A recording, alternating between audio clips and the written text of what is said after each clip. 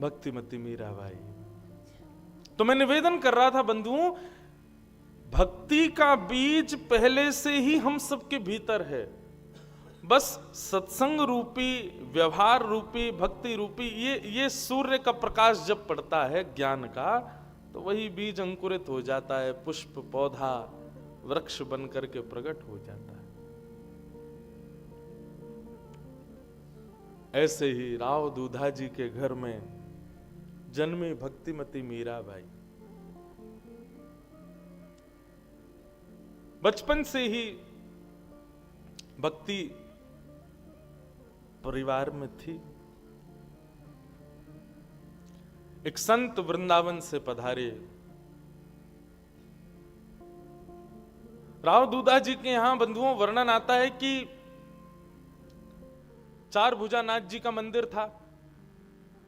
संत जन वहां आते थे, परंतु यदि कोई वैष्णव आता था अपनी सेवा लेकर के, कोई संत पधारते थे जिनकी सेवा संग होती थी, उनकी व्यवस्था राव दूधा जी अपने महल में ही करते थे कि भाई ठाकुर जी संग आए हैं, उनकी 8 समय का भोग प्रसाद सब बनाने में यहां सुख रहेगा, इसलिए अपने महल में ही व्यवस्था करते थे। वृंदावन के संत पधारे, अपने ठाकुर जी के साथ पधारे। मीराबाई कथा तो सुनती ही थी। आज मीराबाई को पता चला कि कोई वृंदावन से महात्मा पधारे हैं। राव दूधा जी बोले चलो मीरा, संत पधारे हैं, दर्शन करके आए, और उनके साथ ठाकुर जी भी आए हैं वृंदावन से। अब तो मीराबाई इतनी प्रसन्न हो गई, वृंदावन से ठाकुर जी आए। बंधुओं, सबसे बड़ी बात आप मीराबाई के चरित्र में एक चीज देखेंगे, उन्होंने कभी ठाकुर जी को धातु नहीं समझा। मार्बल के हैं, ब्लैक स्टोन के हैं, अष्ट धातु के हैं, पीतल के हैं, सोने के हैं, चांदी के, ये भाव भी कोई बोलता था ना, मीराबाई उसको शांत करती, बोले नहीं ऐसा मत बोलो। मीराबाई कहती कि जैसे मेरा चित्र किसी ने बनाया तो मेरा चित्र है, तो इसका मतलब यह भी है कि मैं भी हूं। प्रतीक ही चित्र के रूप में आता है। चित्र है तो जरूरी नहीं कि मैं कभी था ही नहीं ना, मैं हूं तभी तो मेरा चित्र बन पाया। मीराबाई कहती प्रतीक है तो इसका मतलब श्याम सुंदर भी हैं। ऐसा हो ही नहीं सकता कि श्याम सुंदर नहीं और उनका प्रतीक बना दिया किसी ने। कई बार नास्तिक लोगों से भी मिली मीराबाई, उनको भी आस्तिक बनाया। कोई कहता भगवान नहीं, तो मीराबाई बोली अच्छा कैसे नहीं है। मीराबाई का यही उत्तर रहता, बोले तुम्हारा चित्र किसी ने बनाया, इसका मतलब तुम थे या तुम हो, इसीलिए तुम्हारा चित्र बना। ठाकुर जी का प्रतीक है मूर्ति के रूप में, धातु के रूप में, किसी भी रूप में, तो इसका मतलब ठाकुर जी हैं। वो कभी अपने मन में अविश्वास नहीं। भक्ति की बंधुओं 3 धारा, विश्वास, संबंध और समर्पण। मीराबाई के चरित्र में तीनों मिलेंगे आपको। बाल्यकाल से ही इतना विश्वास ठाकुर जी के प्रति, कभी ये नहीं विचार किया कि कोई मूर्ति है। मीराबाई जब संत के यहां गई, संत पधारे मेड़ता में, राजभवन में विराज रहे, उनके ठाकुर जी की सेवा चुपचाप बैठ करके देख रही। मीराबाई जब सेवा का दर्शन कर रही थी तो बंधुओं मीरा चरित्र कहीं कुछ ऐसे कई लोगों ने बहुत कुछ कहा, मैं सबको पढ़ पढ़ा के देख देख के किसने क्या कहा सबके भाव लेके आया हूं। तो कहीं ऐसा वर्णन आता है कि मीराबाई केवल देखती रही, परंतु एक जगह मैंने एक कवि का लेखनी देखी तो वहां वो कहते हैं कि जब मीराबाई दर्शन कर रही थी ना, तो ठाकुर जी त्रिभंग लली उनका स्नान करा रहे थे। संत स्नान के बीच में मीराबाई अपलक नेत्रों से जब देख रही थी तो ठाकुर जी ने अचानक ही ऐसे इशारा किया मीराबाई को, और जैसे ही ये इशारा हुआ मीराबाई का रोम रोम कंपित हो गया, रोए खड़े हो गए, और देखते ही मीराबाई उतावली हो गई। अब तो वो रोने लगी, ये तो मुझे बुला रहे, ये तो मेरे हैं, ये तो मेरे ही हैं, मेरे पास ही रहेंगे, ये तो मेरे हैं। मीराबाई हट करने लगी। दूधा जी बोले अरे नहीं, हमारे 4 भुजानाथ जी हैं ना, वही हैं हमारे, ये संत भगवान के, ऐसे मत करो। संत भगवान भी सुनकर के आश्चर्यचकित हो गए, बोले बालिका आई आती कहने लगी तो मेरे ठाकुर जी। दूधा जी बोले अब छोटे बालक का स्वभाव होता है, दूसरे के खिलौने को देख के भी रोता है कि ये मेरा है। आप चिंता मत करो भगवान, क्षमा करो। दूधा जी मीराबाई को ले गए, लेकिन मीराबाई तो रोवे, चिल्लावे, ना खावे ना पीवे, छोटी सी मीराबाई। मुझे तो गिरधर लाल चाहिए, मुझे तो वही ठाकुर जी चाहिए। अब मीराबाई कैसे वर्णन करे कि वो मुझे ऐसे बुला रहे थे अपने पास। रात भर रोती रही, मां बैठी है, पिताजी बैठे हैं, दूधा जी बैठे हैं खिलाने के लिए, लेकिन खा ही नहीं रही कुछ भी, बस रोए जा रही हैं। संत भगवान अपने ठाकुर जी की सेवा कर रहे थे। उनके साथ एक सेवक आया था, उस सेवक को किसी ने जाके बता दिया, बोले कि दूधा जी की जो पोती है मीरा, उसने जब से तुम्हारे ठाकुर जी देखे तब से उसने भोजन पानी सब छोड़ दिया, रो रही है, उसको यही चाहिए। और आपस में चर्चा ऐसी हुई कि भाई देखो तुम लोग समझो बात को, राजा दूधा जी साधारण नहीं है, और राव दूधा जी की पोती अगर 1 दिन 2 दिन भोजन नहीं करेगी तो तुमको पता परिणाम क्या होगा। राजा हैं भैया, ये किसी के सगे नहीं होते।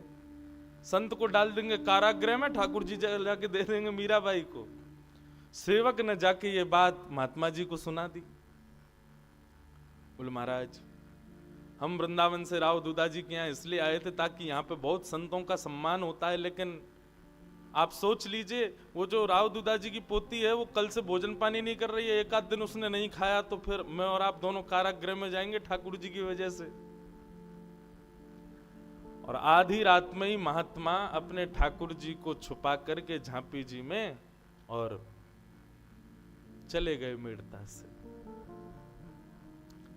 सुबह जब राव दूधा जी को पता चला कि महात्मा चले गए भय के कारण, तो उनको बड़ी आत्मग्लानि हुई। बताओ हमारी लाली की वजह से एक महात्मा चले गए। थोड़ी दूर महात्मा पहुंचे, वहां जाकर के ठाकुर जी की पुनश्च सेवा आदि प्रारंभ करने लगे, लेकिन यहां मीराबाई की जो स्थिति है वो दिन ब दिन बिगड़ती जा रही है। महात्मा सेवा आदि करके ठाकुर जी को पौढ़ा के जैसी सोए, ठाकुर जी स्वप्न में प्रकट हो गए और प्रकट होकर के बोले आपकी सेवा से मैं बहुत प्रसन्न हूं, आपने मुझे सेवा करके बहुत आनंदित किया है, परंतु भगवान अब आपकी सेवा पूर्ण हो चुकी है। मैं अब राव दूधा जी की पोती मीराबाई से अपनी सेवा कराना चाहता हूं। आप कृपा करो अब मुझको उन्हीं को ही दे दो।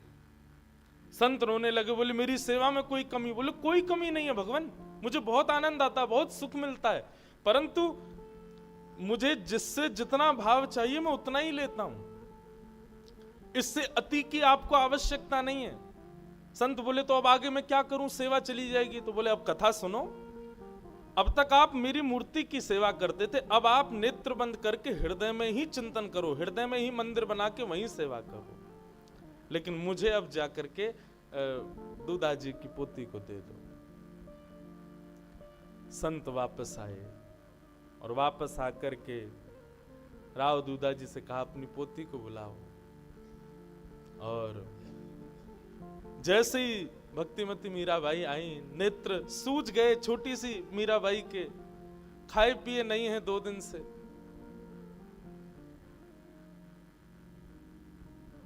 संत ने अपने ठाकुर जी प्रदान कर दिए। ले मीरा है गिरधर तेरा, सेवा पूर्ण भई अब मेरी, जागा भाग्य है तेरा।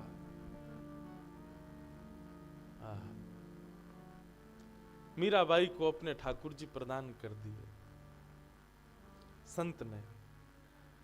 अब तो मीराबाई को जैसे ही ठाकुर जी मिले बड़ी प्रसन्न हो गई, हृदय से लगा करके पूरे राजभवन में घूम रही हैं।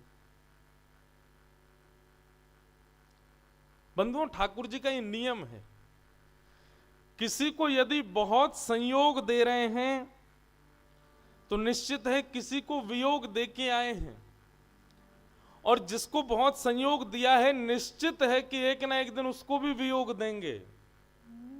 ये भक्ति सिद्धांत है ठाकुर जी का। वियोग के बिना भक्ति पुष्ट नहीं होती। जो कभी ठाकुर जी के लिए दो नीर जिसके नेत्रों से नहीं निकले, समझो वो अभी वैष्णव हुआ ही नहीं, वो उसके हृदय में अभी भक्ति भाव आया ही नहीं, और वो ना कभी उसको ठाकुर जी ने स्वीकार किया भी नहीं है अभी तक। केवल मंदिर जाना, पूजा आदि अर्चना कर देना, आदि आदि करके पूरा जीवन व्यतीत कर देना मात्र से आपने पुण्य कमाया, लेकिन ठाकुर जी को अर्पित करना ठाकुर जी को अर्जित करना चाहते तो उसके लिए प्रेम लक्षणा भक्ति तो आवश्यक है, और वो बिना विरह के नहीं आ सकती। विरह तो आएगा जीवन में। आप मुझे एक भक्त का नाम बता दो जिसने बिना विरह के ठाकुर जी को पाया हो, एक भी नहीं।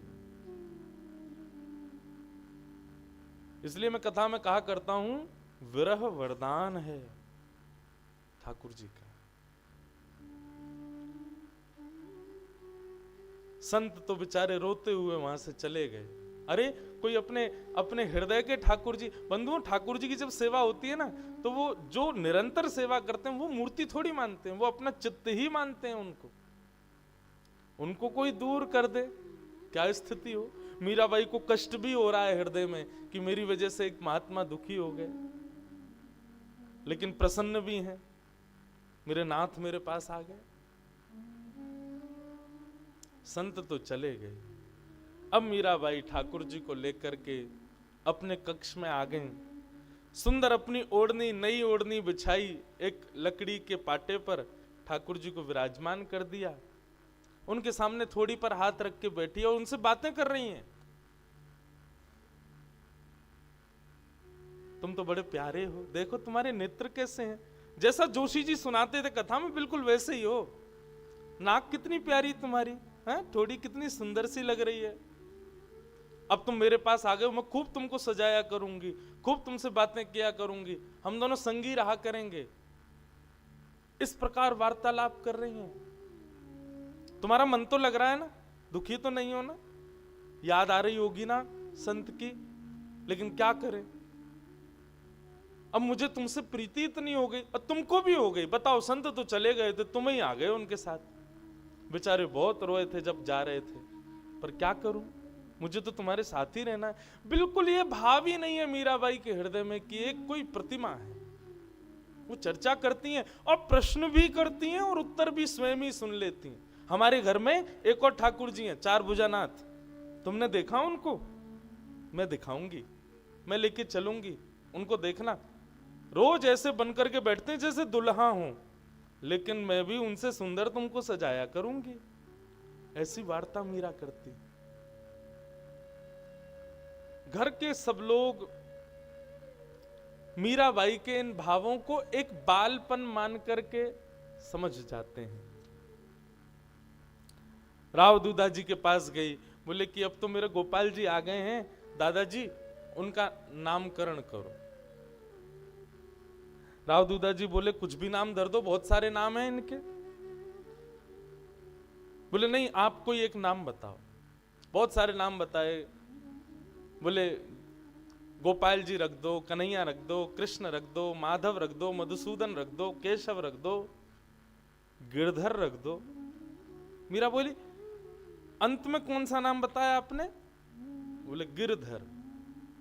हाँ दादाजी, गिरधर अच्छा नाम है, गिरधर प्यारा नाम है, अब मैं इनको गिरधर बोलूंगी। लेकिन दादाजी गिरधर नाम का मतलब क्या होता है? तब राव दूधाजी मीराबाई को बैठा के सुनाने लगे। ब्रजवासियों के देवता इंद्र की पूजा ब्रजवासी करते थे। तब श्री कृष्ण ने सबको समझाया, बोले कि भैया इंद्र तो देव है, ऐसे 33 कोटि देवताओं के अधिपति नारायण हमारे ब्रजमंडल में गोवर्धन नाथ के रूप में विराज रहे, उनकी पूजा करो। सब ब्रजवासियों ने 56 भोग बनाए, बैलगाड़ियों में सजा करके लेकर के गए और जाकर के गोवर्धन नाथ का अभिषेक किया, परिक्रमा की, पूजा की। इंद्र को गुस्सा आया तो इंद्र ने मेघमाला वर्षा दी, और जैसे ही वर्षा बरसने लगी तब नन्हे से बाल कृष्ण ने 7 कोस लंबे चौड़े गिरिराज पर्वत को अपने बाम हस्त की कन्नी उंगली पर धारण कर लिया, और उस समय सब ब्रजवासियों ने उनका नाम गिरधर रखा। सुना मीरा, ये हैं तुम्हारे गिरधर। राव दूधा जी ये कथा सुना रहे थे, लेकिन मीरा से कोई प्रत्युत्तर ना मिलने पर थोड़े भयभीत से हुए। क्या हुआ? पीछे मुड़ करके देखा तो मीराबाई अचेत पड़ी थी। दौड़े सब लोग, दौड़ करके जल का छिड़काव किया, होश में लाने के लिए प्रयास किया। तब जाकर के शाम होते होते मीराबाई को चेतना आई, और मीराबाई को मानो कुछ स्वप्न जैसा दिखा, कुछ दृश्य दिखे जो माधवी के रूप में उन्होंने दर्शन किया। वो सारी स्थिति उनको थोड़ी थोड़ी स्मृति में आने लगी। मीराबाई अब थोड़ी और शांत रहने लगी। उनको थोड़ा थोड़ा अनुभव होने लगा, अपने पूर्व जन्म की स्मृति थोड़ी थोड़ी जागने लगी।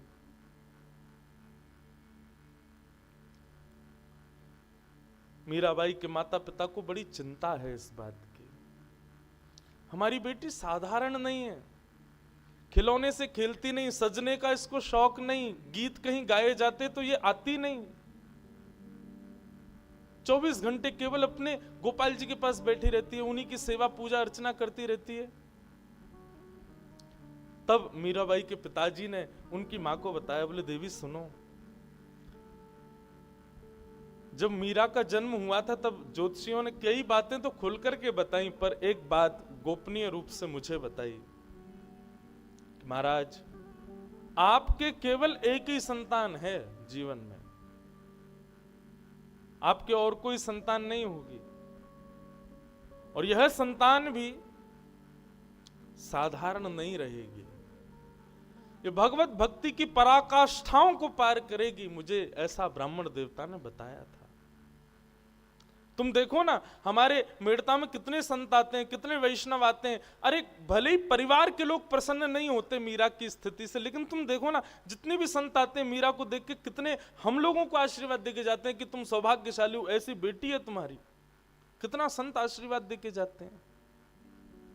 बंधुओं, ये बात निश्चित है कि आप जब भगवत भक्ति के अनुगामी बनेंगे तो परिवार तो आपसे दूर हो ही जाना है, धीरे धीरे सब दूर होंगे।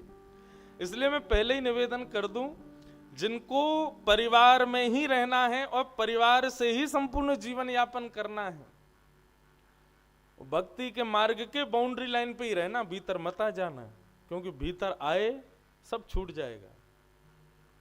और आप छोड़ोगे ऐसा नहीं, वो छोड़ देंगे आपको।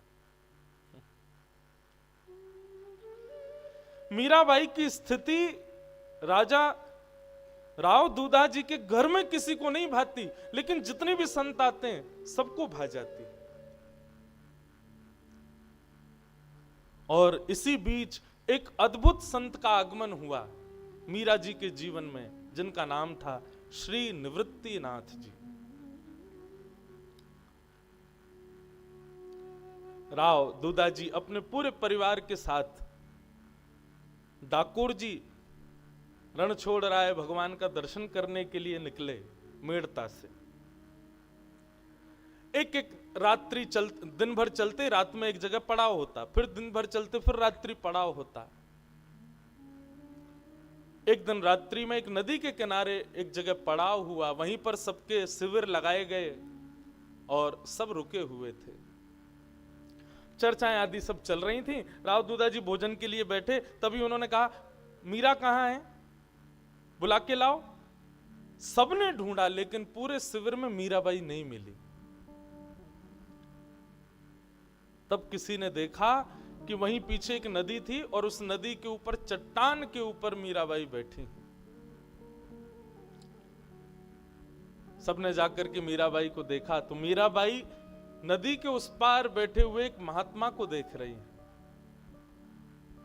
उन महात्मा का दर्शन कर रही हैं। राव दूधा जी ने कहा, मीरा क्या कर रही हो? दादाजी, कोई वैष्णव संत बैठे हैं सामने, मुझे उनका दर्शन करके बहुत सुख मिल रहा है, इसलिए मैं उनको देख रही थी। राव दूधा जी ने पूरे सैनिकों के साथ जाके, परिवार के साथ जाके महात्मा को प्रणाम किया। श्री निवृत्तिनाथ जी बैठ करके थोड़ी देर सत्संग आदि हुआ। मीराबाई ने वहां भी कुछ जिज्ञासाएं की। निवृत्तिनाथ जी मीराबाई की जिज्ञासा से बड़े प्रसन्न हो गए और उन्होंने भी वही कहा जो हमेशा संत कहते थे। बोले कि दूधा जी, आपकी ये लाली साधारण नहीं है। इसके भाव, इसके प्रश्न बताते हैं कि ये साधारण नहीं है।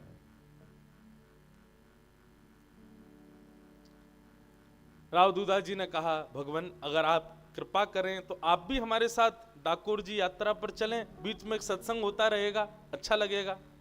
बंधुओं, एक बात आप हमारी बहुत ध्यान से समझ लीजिएगा। आपको ठाकुर जी प्रिय लगते हैं तो आपके हृदय में क्या भाव आएंगे मुझे नहीं पता, पर ठाकुर जी को आप प्रिय लगते हो तो निश्चित है कि आपको वैष्णव संत और सत्संग इनमें बड़ी रुचि हो जाएगी। आप राव दूधा जी को देखिए, मीराबाई के पूरे परिवार को देखिए, वे कभी भी प्रायोरिटीज के रूप में संसार को नहीं रखते। सदैव संत हो, सदैव सत्संग हो, सदैव वैष्णव वार्ता हो, इसी को ही प्रधानता देते हैं। अब हम लोग यात्रा में कहीं जाएं, हम क्यों चाहेंगे कि बीच में हम कथा ही सुने? हम तो गाने चलाते हुए जाते हैं गाड़ियों में, गाने सुनेंगे, कुछ भी उधम करते हुए, नाचते गाते हुए, खेलते कूदते हुए जाना प्रिय लगता है। परंतु राव दूधा जी राह में मिले एक साधारण संत जिनसे कोई परिचय भी नहीं है, बस उनसे निवेदन कर दिया आप चलो संग में, ताकि बीच बीच में जहां पड़ाव पड़े तो आपका भी सत्संग सुनने को मिलेगा। ये ठाकुर जी आपसे प्रेम करते हैं तभी ऐसा होता है। संतों के प्रति ऐसे भाव तभी प्रकट होते हैं। हमारे अष्ट सखा कहते हैं, गिरधर जब अपनों करी जाने।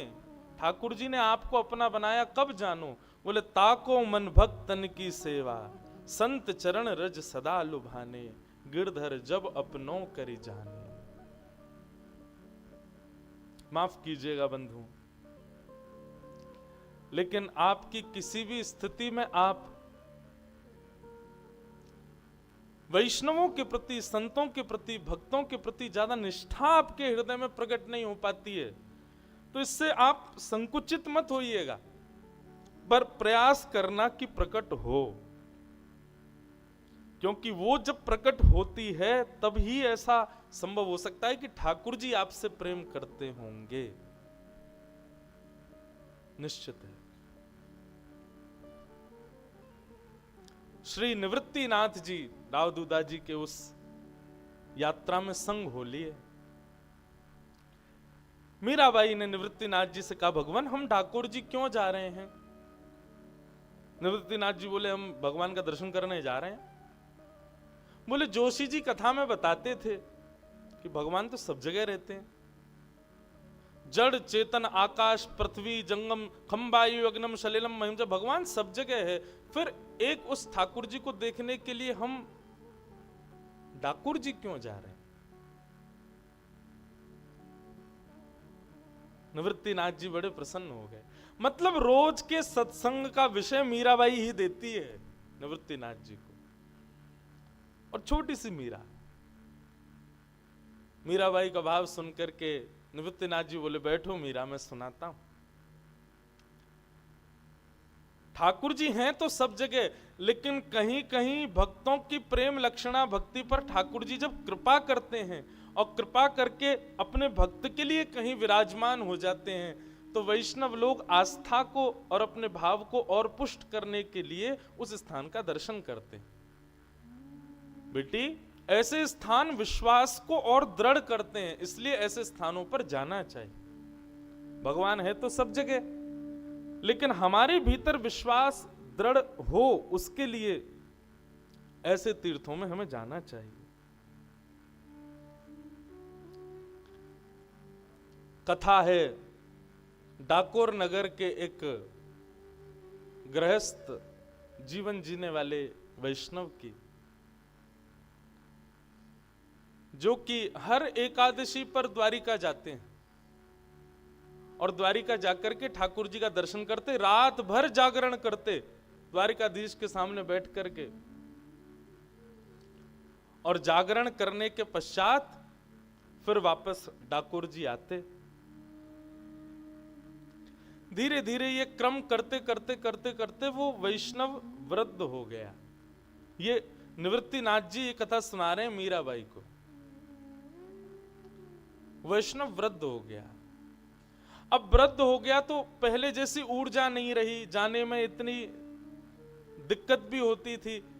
कई बार तो एकादशी पूर्ण हो जाती, द्वादशी लग जाती, बेचारे तब पहुंचते, आके फिर ठाकुर जी से क्षमा मांगते, भगवान मेरा नियम थोड़ा सा टूट रहा है, क्या करूं, वृद्धावस्था हो गई है मेरी, अब मैं ज्यादा कुछ कर नहीं पाता, भगवान अब क्या बताएं, ठाकुर जी से द्वारिका इतना दूर भी तो है। एक दिन एकादशी के दिन वो वैष्णव जब द्वारिका पहुंचे तो रात्रि में जागरण करते करते करते करते उनके नेत्र बंद हो गए, और बंद होते ही उनके चित्त में ऐसा भाव आया कि श्री द्वारिकाधीश उनके गले लग गए हैं और उनके साथ उनकी बैलगाड़ी में बैठ करके डाकोर जी जा रहे हैं। ये दृश्य जैसे उनको अपने चित्त में दिखा, वो भाव नेत्र खोल करके जब उन्होंने अनुभव किया, बोले कि कहीं ठाकुर जी आज्ञा तो नहीं कर रहे कि तू मुझको ले चल। अरे ये पाप नहीं कर सकता मैं, पुजारी मुझे बहुत मारेंगे, जान से मार देंगे मुझे। लेकिन मन में सोचने लगे ज्यादा से ज्यादा क्या होगा, मरूंगा, लेकिन अपने ठाकुर को एक बार गले तो लगा लूंगा। अरे साहस कर लूं, पूरा जीवन तो मैंने व्यतीत कर दिया एकादशियां यहीं मना करके, अब ये भाव मेरे हृदय में आया, इसका मतलब द्वारिकाधीश आज्ञा दे रहे हैं। अपना नाम लेकर के बोले आज पीछे मत हट। अरे किससे डरता है तू, द्वारिकाधीश तेरा स्वामी है, उसके आगे किससे डरता है तू, आज थोड़ा साहस कर ले, ठाकुर जी को लेके भाग चलते हैं ठाकुर जी। और अर्धरात्रि का समय जैसे तैसे करके मंदिर के अंदर प्रवेश कर गए, सामने शंख चक्र गदा पद्मधारी चतुर्भुज द्वारिकाधीश का दर्शन किया।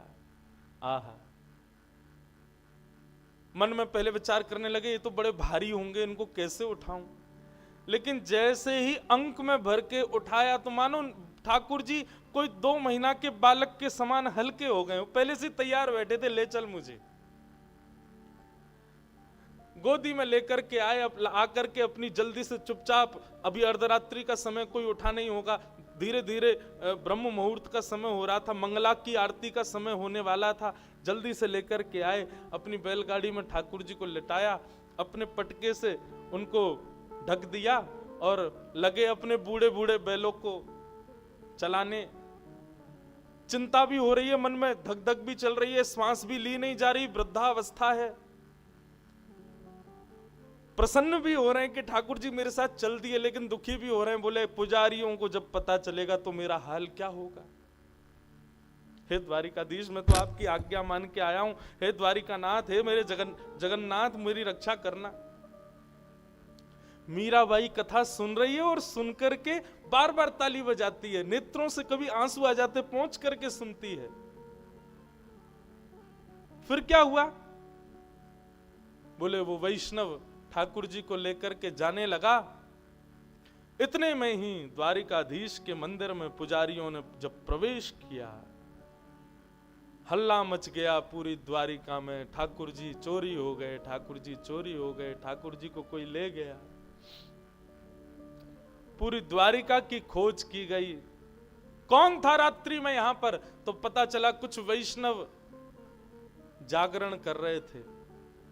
तभी उनसे पूछताछ हुई तो वो बोले एक हमारे साथ डाकोर जी का भक्त था, वो नहीं मिल रहा है, बाकी सब यही है। अपने अपने घोड़ों पर बैठ करके लोग दौड़े डाकोर जी के मार्ग पर। वो वैष्णव ठाकुर जी को लेकर के जा रहा था, वो पीछे मुड़ मुड़ करके देख रहा था, तभी देखा कि प्रचंड धूल उड़ रही है, मानो घोड़े आ रहे हैं। अब तो घबराहट बढ़ने लगी, बेचारे बूढ़े बूढ़े बैल कितना भागेंगे, और भगा में उनको बोले भागो, लेकिन डाकोर जी तो बहुत दूर है अभी।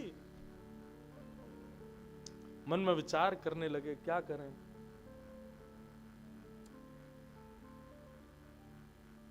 हे द्वारिकाधीश कृपा करो।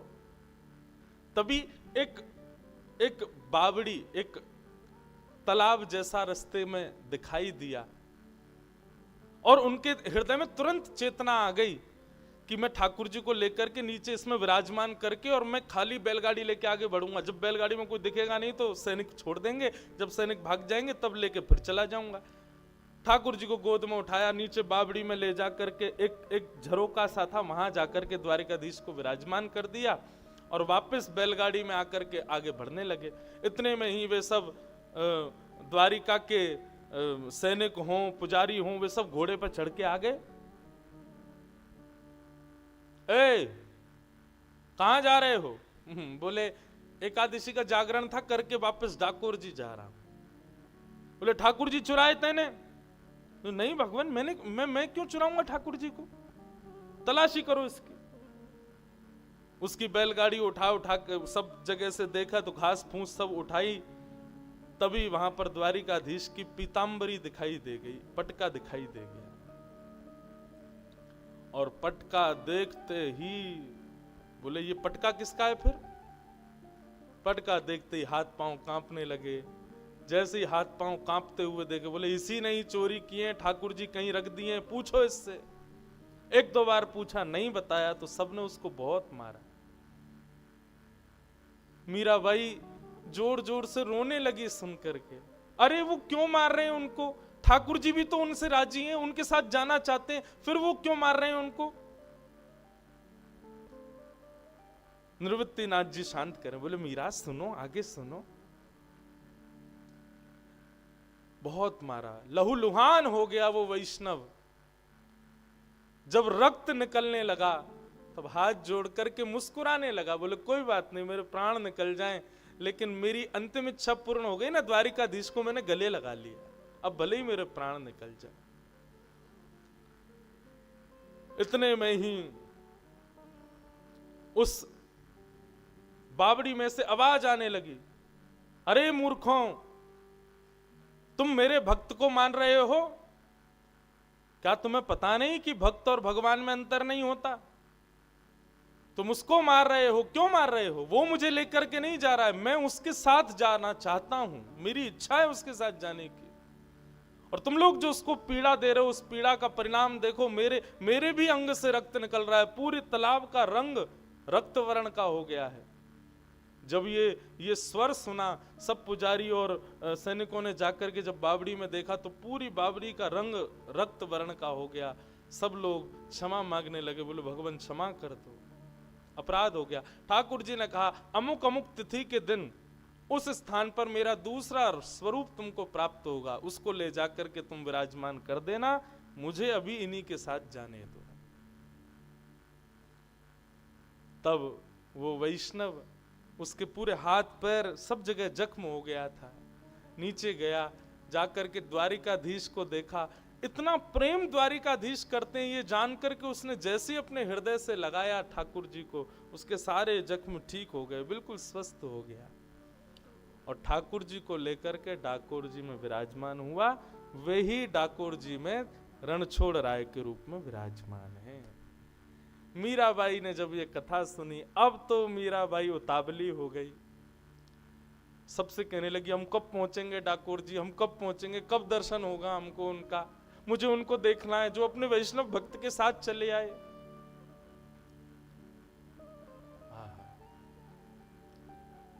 ऐसे निवृत्तिनाथ जी मीराबाई के जीवन में भक्ति को और पुष्ट करने के लिए पधारे और सब वैष्णवों के साथ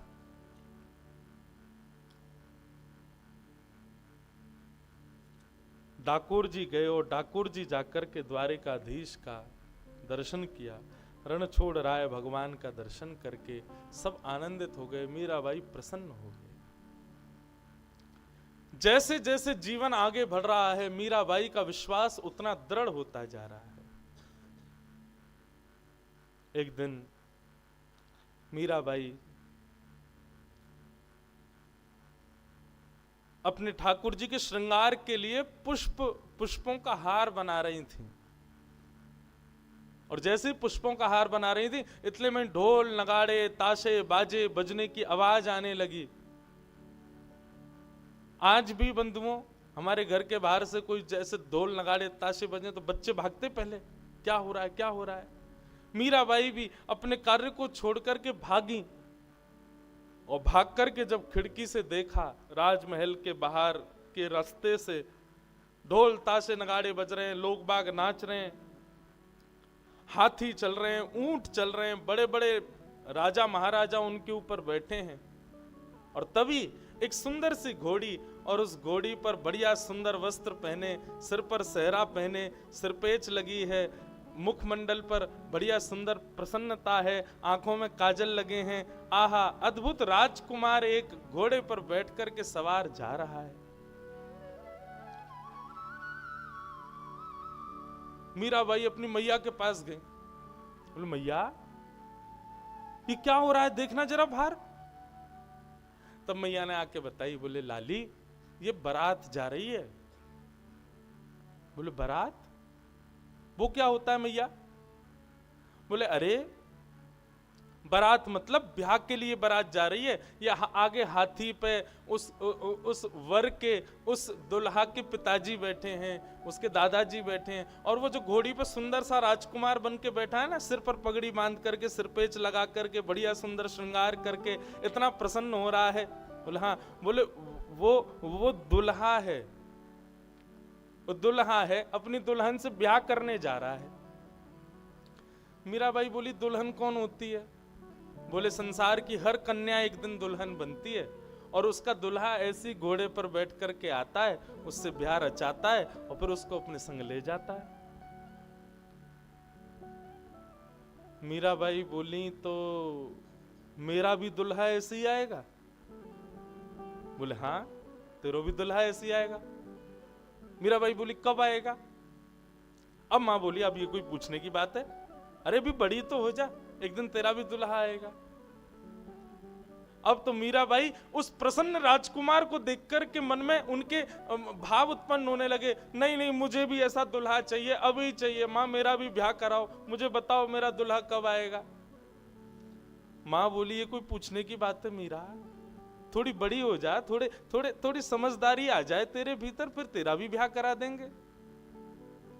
जैसे कल हम सुन रहे थे ना, ठाकुर जी रो रहे थे यशोदा मैया के आगे, अभी बहू लाऊंगो, मेरा अभी ब्याह कराओ, ऐसी भावना मीराबाई की होने लगी। बोले नहीं अभी दुल्हा लाओ, अभी मेरे लिए ऐसी बारात मंगाओ, अभी हाथी के ऊपर मेरे ससुर जी को चढ़ा के लाओ, मैं भी ऐसे राजकुमार के साथ वरण करूं, मेरे वरण कब होगा, मेरे दुल्हा कब आएंगे। रोने लगी मीराबाई, रोते रोते पूरा घर बेहाल कर दिया। मैया ने आकर के हृदय से लगाया, बोले रोती क्यों है। बोले मुझे बताओ मेरे दुल्हा कहाँ है। माँ ने सोचा क्या करूं, इतना रो रही है, इतनी परेशान कर रही है। तभी सामने चौकी पे बैठे मीरा के गिरधर, उनकी ओर दृष्टि पड़ी माँ की। अरे देख देख देख देख, देख इधर आ, देख तेरा दुल्हा मिल गया मुझे। कहाँ है माँ, कहाँ है कहाँ है कहाँ है। बोले वो देख, वो चौकी पे बैठा है सज धज के बढ़िया तैयार होकर के, वही तेरो दुल्हा है, वही तेरो बींद है। राजस्थानी में दुल्हा को बोलते हैं बींद,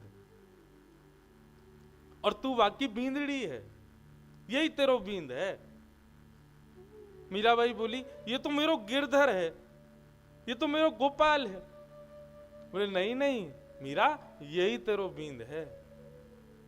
बोले सच। बोले हाँ सच, यही तेरो बींद है। अब तो मीराबाई ने आज तक तो ठाकुर जी को देखती ही थी, पर आज जब मैया ने ऐसा कहा कि यही तेरे पति हैं, इस भाव को सुनकर के जब मीराबाई ने ठाकुर जी को देखा, तो आज ठाकुर जी थोड़े और प्रसन्न दिखाई दे रहे हैं। आज गिरधर लाल थोड़े और आनंद में दिखाई दे रहे हैं।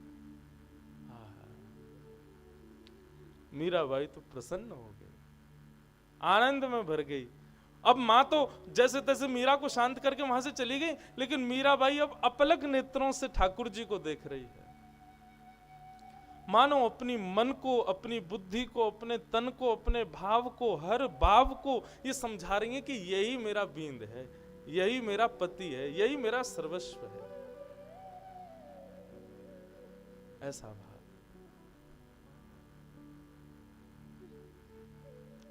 अब तो बींद मिल गया मीराबाई को, उन्हीं को देखती हैं, उन्हीं को सिहाती हैं, उसी भाव से दर्शन करती हैं। गिरधर जन्म मरण रासाथी, मीराबाई का भाव है। अब तो ठाकुर जी को देखती हैं और मन में भाव करती हैं, अब तो मतलब मृत्यु पर्यंत ये मेरे संगी रहेंगे, यही मेरे बींद हैं। बहुत सुंदर भाव।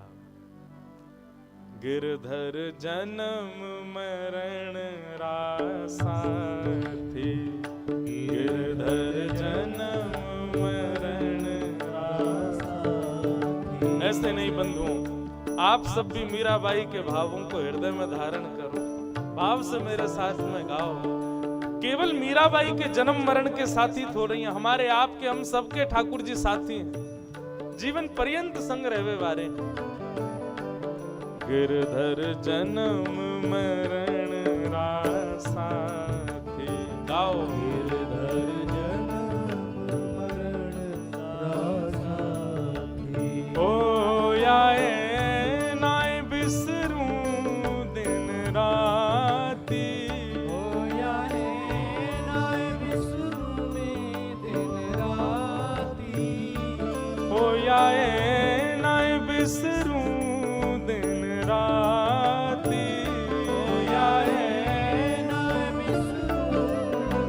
राती, गिरधर जन्म मरण रासाथी, गिरधर जन्म रासाथी, गिरधर जन्म मरण रासाथी।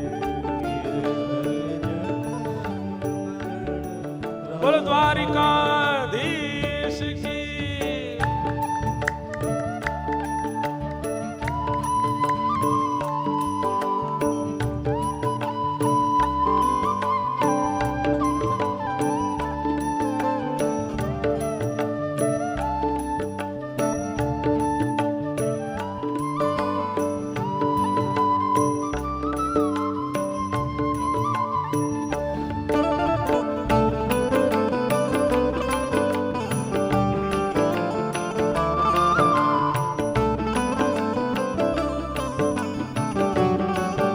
प्यारे गिरधर लाल की।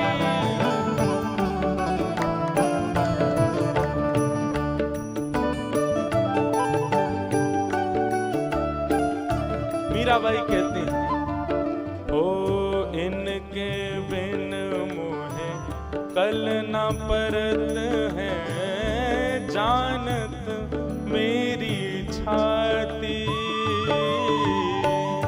इनके बिन कल ना परत है, जानत मेरी छाती, ओ इनके बिन मोहे कल ना परत है, जानत मेरी छाती, इनके बिन मोहे कल ना परत है,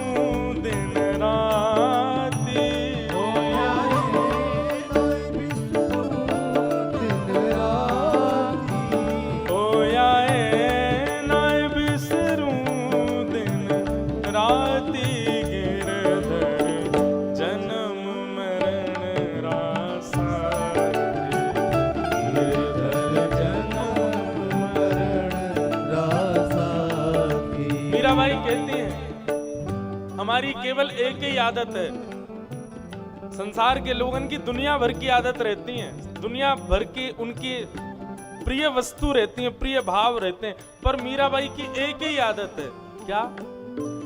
कहीं भी कोई घर का काम करने जाती हैं, कुछ भी करने जाती हैं, तुरंत आके पहले लाल जी को देखती हैं। जैसे कभी राव दूधा जी भोजन करने के लिए बैठे, मीराबाई संग बैठती हैं, लेकिन एक रोटी पूर्ण होते ही दौड़ के भागती हैं और कक्ष में बैठे पहले गिरधर को देखती हैं, कहीं उनको कोई दिक्कत तो नहीं, कहीं उनको कोई कष्ट तो नहीं, कहीं कोई पीड़ा तो, फिर आती हैं, फिर जल पीती हैं, फिर भाग के जाती हैं, फिर देखती हैं।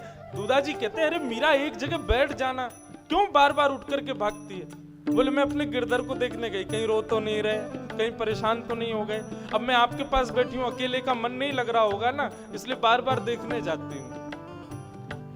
घर का कोई भी काम हो, संसार का कोई भी काम हो, हर काम के विश्राम में ठाकुर जी को देखना है।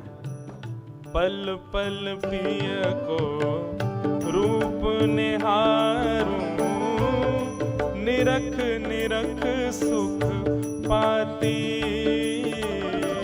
पल पल पिय को रूप निहारूं, निरख निरख सुख पाती, पल पल पिय को रूप निहारूं, निरख निरख सुख पाती, पल पल पिय को रूप निहारूं, निरख निरख सुख पाती। दोय कर जोड़ा रज करूं छो, दोय कर जोड़ा रज करूं छो, दोय कर जोड़ा रज करूं छो, दोय कर जोड़ा रज करूं, ओ सुन ली जो मारी बाती, गिरधर जन्म मरण रासाते, गिरधर जन्म मरण रासाती, गिरधर जन्म मरण रासाते। गिरधर जन्म मरण बंधुओं, रासाती। कीर्तन हो, कहीं भी ऐसे भाव गाए जा रहे हों, उसमें सुख तो तभी मिले जब करताल बजे।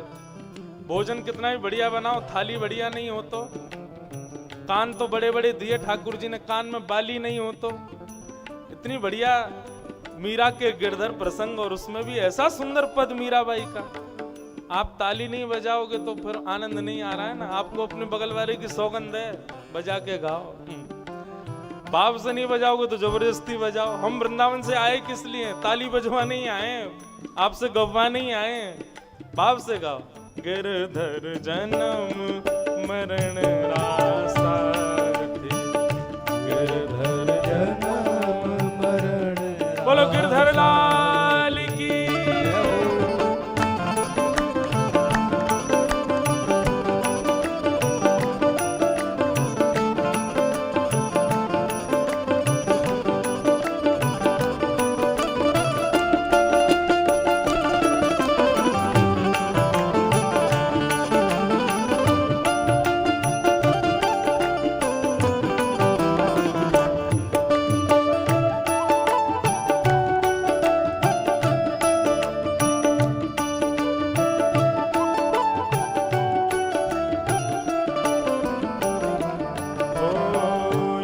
संसार सकल जग झूठा, झूठा कुल रानाता।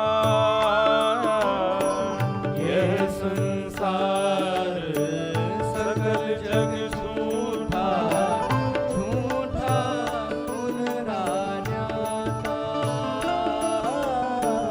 यह संसार सकल जग झूठा, झूठा कुल रानाता। यह संसार सकल जग झूठा, झूठा कुल रानाता। तो अरे मीरा, जब सब झूठा है तो फिर सांचा कौन है? मीराबाई कहती है, मीरा के प्रभु गिरधर नागर, मीरा के प्रभु गिरधर नागर, मीरा के प्रभु नटवर नागर, मीरा के प्रभु नटवर नागर, हरि चरणा चितराच गए।